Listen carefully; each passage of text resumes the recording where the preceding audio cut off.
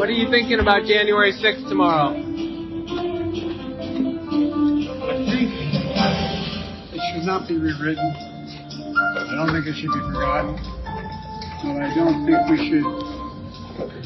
You notice I've reached out to make sure it's a smooth transition.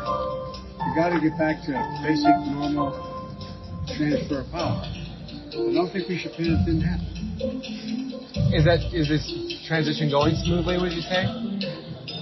So far, it seems to be. There's no problem with us. I think there's a problem internally with them in terms of their decision. We've made ourselves available. I spent a couple hours with them. Told them to find out what it means. We got to get back to establishing basic democratic norms. Do you still believe he's a threat to democracy? I think what he did was a genuine threat to democracy. I'm hopeful that we're beyond that.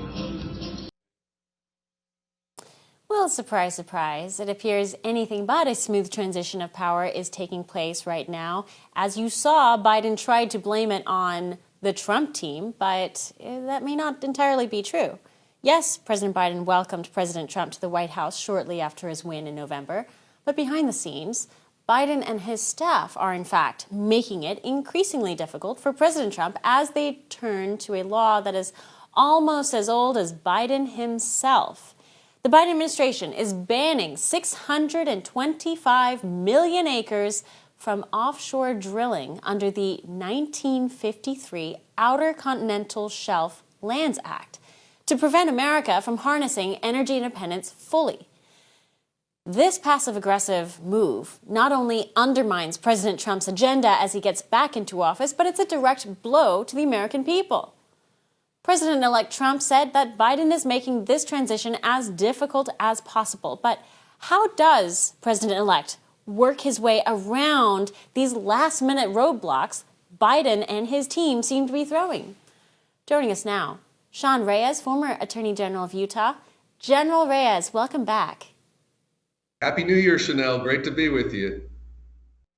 Happy New Year. Well, break down this law for us. The OCSLA, as they call it, why Biden has used this specifically and what challenges Trump will face if he tries to rescind this executive order imposed by Biden. Thanks, Chanel. I agree with President Trump that it's a bit ridiculous for President Biden at the 11th hour and 59th minute to try to exercise executive control for this designation. It's not surprising because President Obama, I think all presidents in their very last days try to exercise whatever power they can.